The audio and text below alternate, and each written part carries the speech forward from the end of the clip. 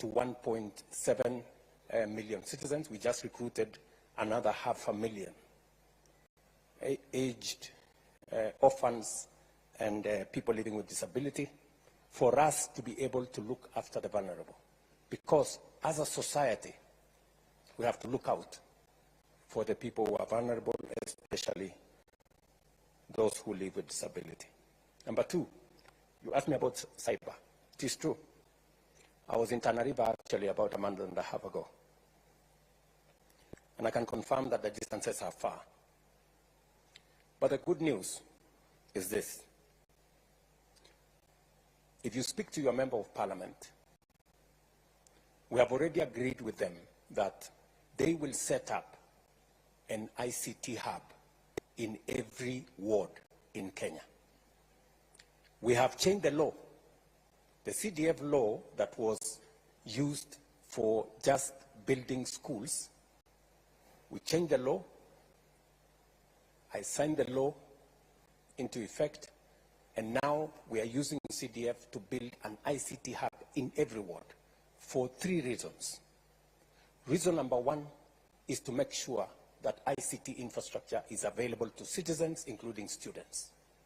Number 2 is because we have a big program on digital jobs. And number 3, we want to encourage digital commerce, and we want government services to be available on that digital space, and therefore citizens don't have to come to Nairobi or to go to other areas. They can access government services from those ICT hubs. So we have a plan around the ICT hubs.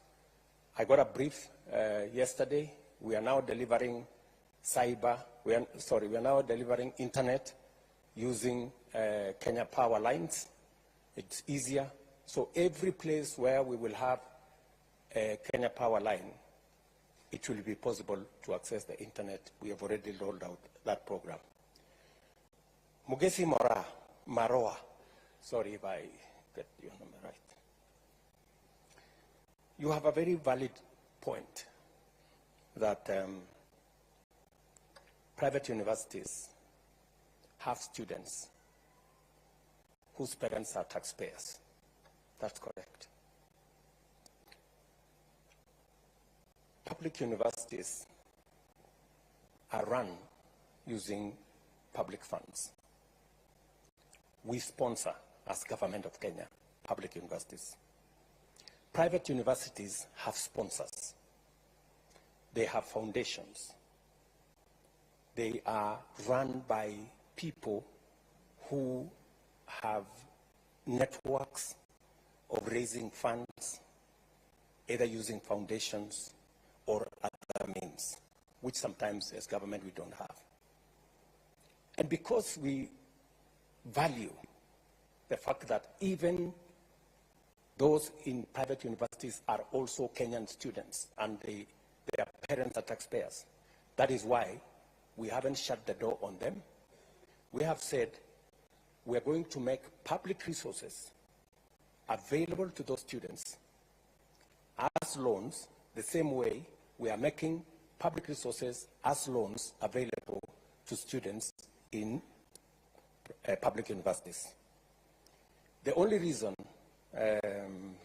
Mogesi, why we, in this model, we have said we cannot provide for scholarship is because in the past, we said we are going to give them scholarship. And because we didn't have the money, we didn't. And we put many of those private universities in a lot of trouble. In fact, one public university closed down because we took students to them. They trained the students. We owe them money. They couldn't pay their staff. They couldn't pay. They closed down. So it is better we keep our word. It is better for us to say, this is the much we can do, rather than for us to say we can do so much.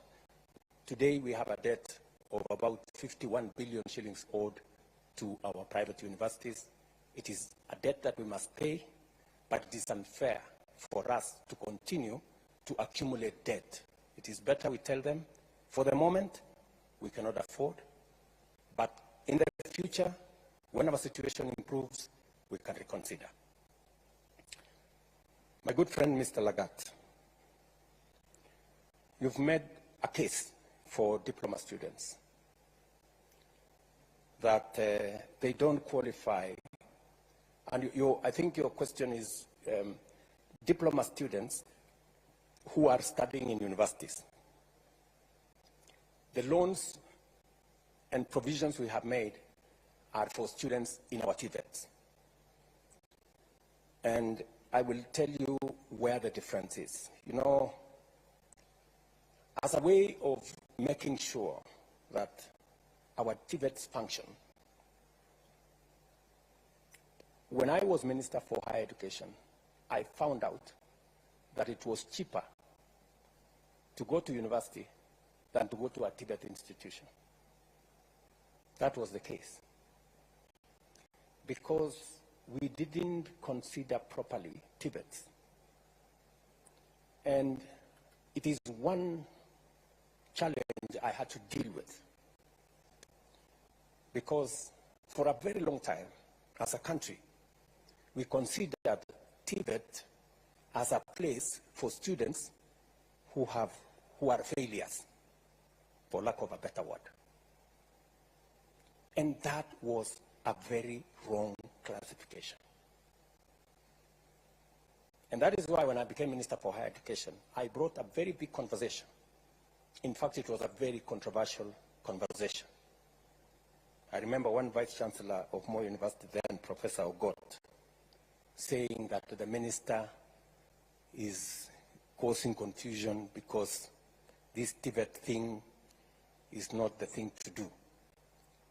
But the reality is, whether you go to Germany, whether you go to Australia, many of their students go to TVET institutions. There is a lot of value in us balancing our education between knowledge on one end and competence and skills on another end. And therefore, it is the reason why I pushed very hard. When I was minister in 2009, 2010, there were only maybe 20,000 students in our TVETs. I started the first 30 TVET institutions. Today, I am very happy that we have 720,000 students in TVET from 20,000. And we have made huge progress. And we have closed many skills gap that existed. So I quite agree with you that we must not discriminate. It is the reason why in this funding model, we have enhanced scholarship and loans for our TVET students, and also we have maintained their upkeep, just the same way we are doing for our universities. As for your case,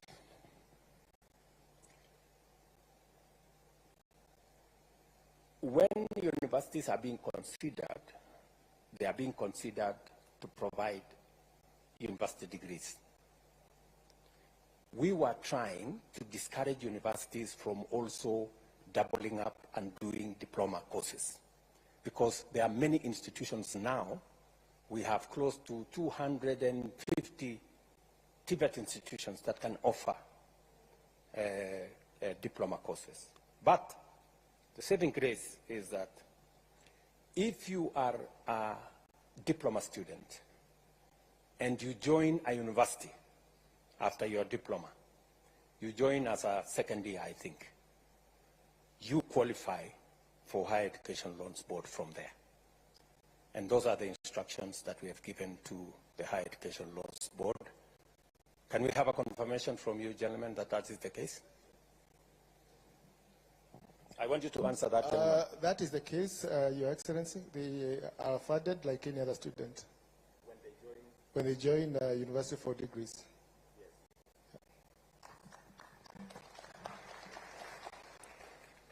Finally, Evans, my good friend Evans Mushanga. Your issue is that the loans and the default. You know,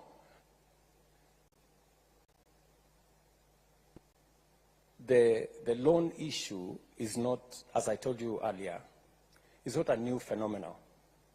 All of us, I can tell you, any student who has gone through university, unless their parents paid the full fee, they have a loan. And I don't think there is any crime in having a loan. And I don't think there is any crime if you have a loan and you genuinely don't have the money to pay for it. I am agreeable that we must look into the subject of a grace period, especially to consider that no student should be asked to pay until they have a job. I am agreeable to that. Because you can't ask a person who is tamarking to pay. Because, I mean, you'd just be asking the impossible. I didn't pay myself until I got a job. Nobody followed me. Maybe these people are a lot more aggressive nowadays. So I think the position should be, until we are sure of an income, and we have many ways of finding out an income, whether they are doing a good business, we can collect a lot of information from KRA and all the other agencies, Kenya National Bureau of Statistics. And I will encourage those of us who took a loan from the university, if you can afford to pay, please, let us pay. It's the honorable thing to do so that the next bunch of kids can also access university education. On the interest is calculated by actuarial scientists. It is not meant for government to make money. It is just meant for it to be sustainable. That by the time you're paying, if you had been given 5 shillings, it is still 5 shillings that you pay. I don't know whether that is the correct position. Again, Higher Education Loans Board, you are the people